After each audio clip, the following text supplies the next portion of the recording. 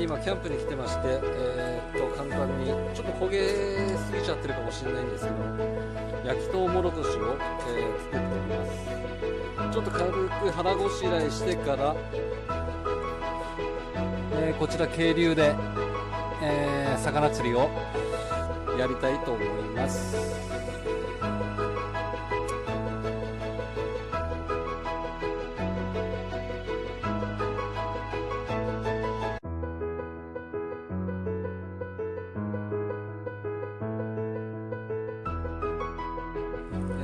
YouTuber の皆さん、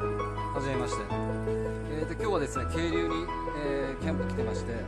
今日5月2日の午前10時半過ぎなんですけれども、今チーズフォンデュを、作ってこれから、食べようかなと思っています。